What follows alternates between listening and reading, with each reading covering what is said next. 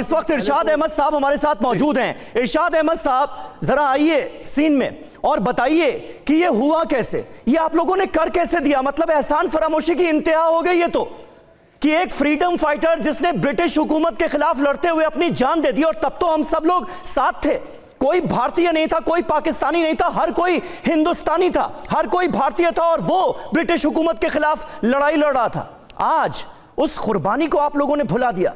भगत सिंह को आतंकवादी कहते हुए, अपराधी कहते हुए आपकी जुबान लड़खड़ाई नहीं। बहुत शुक्रिया जी। मैं ये कहूंगा कि देखिए, ये एक फर्द वाहिद के कहने से आप ये समझ रहे हैं कि मेरी हुकूमत ने, आप मुझे ये बताइए, मेरे प्रेसिडेंट ने, मेरे वजीर आजम ने, मेरे आर्मी चीफ ने, या किसी ISI के हेड ने ये बात की? अगर किसी वकील ने या किसी अदालत में, किसी पेपर्स में ये कहा गया, तो मैं नहीं समझता, क्योंकि हम भी ये समझते हैं कि उसने कुर्बानियां दी भगत सिंह ने, को नो डाउट कि उसकी यादगार बननी चाहिए पाकिस्तान में। लेकिन एक तरफ तो मैं ये देखता हूं कि आज आप इस पे, भगत सिंह पे एक प्रोग्राम कर रहे हैं। मैं समझता हूं कि शायद किसी वकील ने हमारे एक टेस्टर न लगाकर देखा हो खालिस्तानियों के लिए, क्योंकि ये सिखों का दोस्त सिख है, ये सिख भाई है हमारा, इसने कुर्बानियां दी, इन्हीं सिखों को, खालिस्तानियों को आप दहशतगर्द कहते हैं। आज अगर मेरे किसी वकील भाई ने ये कह दिया अदालत में या कहीं पेश होकर के ये बात हो गई, तो आपको बहुत सारी नहीं, एक मिनट इरशाद साहब, क्या आप ये कह रहे हैं कि पाकिस्तान की, पंजाब की हुकूमत का ये ऑफिशियल रुख नहीं है? क्योंकि डिप्टी एडवोकेट जनरल हैं जिन्होंने लाहौर हाई कोर्ट में सरकार का ये रुख सामने रखा है, और ये माना जा रहा है कि पंजाब सरकार का ये रुख है। आप इससे इनकार कर रहे हैं? नहीं, मैं ये कह रहा हूं, बिल्कुल मैं ये कह रहा हूं कि हो सकता है हमारे हेड ऑफ द स्टेट को पता ना हो, ना मालूम हो। वाह वाह वाह, मैं बता रहा हूं कि मतलब लाहौर हाई कोर्ट में डिप्टी एडवोकेट जनरल सरकार का क्या पक्ष रखने जा रहे हैं, ये सरकार को पता ही नहीं है। वकील ने पेश किए हैं पेपर, तो इसको हम मैं तो समझता हूं कि अगर ऐसे पेपर किए हैं तो ठीक नहीं किया, क्योंकि ठीक ये है कि भगत सिंह वाकई एक मेहरबान था, जो कि खिते के लिए, आजादी के लिए लड़ा, और 23 साल की उम्र में उसको मार दिया गया। वो ठीक नहीं हुआ था, उसने बड़ी आजादी की जंग लड़ी। लेकिन दूसरी तरफ देखता हूं कि बुकला ने एक टेस्टर भी लगा दिया आपको कि खालिस्तानी सच्चे थे, वो वाकई भगत सिंह के भाई थे, सिख थे। वो सिख जो कुर्बानी आज तक लड़ रहे हैं, जिनको आप देशद्रोही कहते हैं, बाकी आप मान रहे हैं कि वो देशद्रोही नहीं। अरे इरशाद साहब, क्या बार बार खालिस्तान की रट आपने लगा रखी है? आपको पता भी है खालिस्तानी आतंकी जो हैं वो वही भाषा बोलते हैं जो आप लोगों की सरकार ने कोर्ट में बोली है भगत सिंह के खिलाफ। खालिस्तानी जो आतंकी हैं वो भी भगत सिंह को आतंकी ही बताते हैं। आप यहां बैठकर खालिस्तान की रट लगाए हुए हैं। कमाल है भाई। जो मैं देख रहा हूं कि भगत सिंह को आज तक किसी ने दहशतगर्द नहीं कहा पाकिस्तान में, बल्कि पूरी दुनिया में उसकी तारीफ की जाती है कि उसने थोड़ी सी उम्र में बहुत ज्यादा कुर्बानी दी, बहुत ज्यादा उसने एफर्ट्स की, बहुत ज्यादा लोगों को इकट्ठा किया। और वो तो पढ़ने लिखने वाला बंदा था, वो तो हमेशा कहता था गोला बारूद नहीं, किताब की जंग लड़िए, लिख के जंग लड़िए, बोल के जंग लड़िए। ये बात तो हो गई कहने वाली ना, बात नहीं करता था। अरे जनाब, ये बात कहने वाली हो गई जो आप कह रहे हैं। और जमीन पे जो हो रहा है भाई, भगत सिंह के नाम पे एक चौक का नाम नहीं रख पाए, अदालतों के चक्कर लगाने पड़ रहे हैं। कोई भी सरकार आपके यहां जब इतना उनको रिस्पेक्ट करती है तो क्या दिक्कत आई भाई? कितने साल हो गए, पूरी एक सदी होने जा रही है। हमारे साथ रजा खारल साहब जो कि हिस्टोरियन है, लाहौर से जुड़े हुए हैं।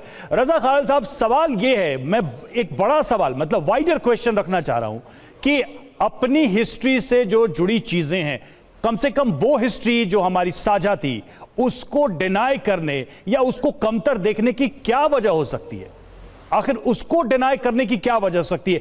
47 के पहले जितने भी लोग थे जिन्होंने जंगे आजादी में शिरकत की, एक साथ लड़े, उनको एक्सेप्ट करने, उनका एहतराम करने, उनका सम्मान करने में पाकिस्तान में क्या रुकावटें हैं? उस हिस्ट्री को एक्नॉलेज करने में क्या रुकावटें हैं? रजा खालिद साहब जी, सरदास, तो सबसे बड़ी रुकावट यही है कि हमारे यहाँ अभी तक बहुत सारी जो कवानीन हैं, जैसे पाकिस्तान पीनल कोड है, ये ब्रिटिश पीरियड से ही चला आ रहा है, बल्कि 1861 से चला आ रहा है, जिसकी वजह से जो डेफिनेशंस हैं मुख्तलिफ एक्ट्स की, वो वही चली आ रही हैं। पाकिस्तान ने उनको अनडू नहीं किया। एक तो सरहद सबसे बड़ी हर्डल ये है पाकिस्तान के अंदर, इंडिया का मुझे मालूम नहीं है। दूसरी ये है कि ये अभी आधी पिक्चर है कि एक तो ये मामला सब जुडिस है, और इस मामले की अभी इंतहा नहीं हुई है। हम उम्मीद करते हैं कि जनवरी में जब इसकी हेयरिंग होगी 2025 में, तो यकीनन वो पिटिशनर का वकील भी पेश होगा और कंटेस्ट करेगा इस केस को। ये एक बंदे की राय है जो मेट्रोपॉलिटन कॉरपोरेशन की जानिब से जो इश्तिहार छापा गया अखबारात में कि हम इस चौक का नाम रखना चाहते हैं, आप क्या कहते हैं? और एक बंदे ने तारिक मजीद नामी बंदे ने ये अपनी राय दी है, और उस राय को खुली राय नहीं कह सकते। मैं इसकी इस लिहाज से थोड़ी सी मजीद तशरीह करना चाहूंगा कि भगत सिंह का गांव और भगत सिंह का घर पाकिस्तान में एक नेशनल म्यूजियम की हैसियत रखता है, उसकी बड़ी अहमियत है, और लोग विजिट करते हैं पाकिस्तानी वहां पे और उसको होमेज पे करते हैं और उसकी रिस्पेक्ट करते हैं वहां पे जाके। तो ये एक दूसरी तस्वीर है। हाँ, ये फॉर द टाइम भी हम जो एफर्ट करते हैं भगत सिंह के लिए, खासतौर पर पाकिस्तानी और भगत सिंह की खिदमत के एतराफ के लिए। रजा साहब, लेकिन ऐसे में ये कैसे माना जाए कि इतनी बड़ी बात हो गई, सरकार के एक डिप्टी एडवोकेट जनरल ने सरकार का रुख सामने रख दिया, भगत सिंह को अपराधी और आतंकी करार दे दिया, और पंजाब सरकार को, पाकिस्तान के पंजाब सरकार को इसका इल्म ही नहीं है। मतलब मरियम नवाज को पता ही नहीं है कि भगत सिंह को उनका वकील आतंकी कह रहा है कोर्ट में बैठकर, और उसे अंडू भी नहीं किया गया अभी तक नहीं किया गया। लेकिन ये नहीं हो सकता, लेकिन डेफिनेटली इस पे फॉल आउट होगा। इसका रिएक्शन भी है सिविल सोसाइटी की जानिब से भी, और अदरवाइज भी मुख्तलिफ पॉलिटिकल पार्टीज के अंदर भी इसका रद्द-ए-अमल डेफिनेटली आएगा। अच्छा रजा खान साहब, एक चीज मैं सवाल कर रहा था कि पाकिस्तान की हिस्ट्री बुक्स में और वहां के जनरेशंस को जो हिस्ट्री पढ़ाई जाती है उसमें भगत सिंह, चंद्रशेखर आजाद, अशफाक उल्लाह, राम प्रसाद बिस्मिल, ये लोग कहां खड़े दिखाई देते हैं? कहीं हैं भी या नहीं है, या वो चैप्टर्स हटा दिए गए? अच्छा नहीं, मैं ये जो सिलेबस है हमारा हिस्ट्री का, उसमें ऐसा ही तो नहीं, लेकिन जो हमारी वर्बल हिस्ट्री है उसमें तो बारहा इस चीज का एतराफ किया जाता है और उन्हें रिस्पेक्ट दी जाती है। तो आप ये कह रहे हैं कि पीढ़ियों को ये हिस्ट्री पढ़ाई ही नहीं जाती है?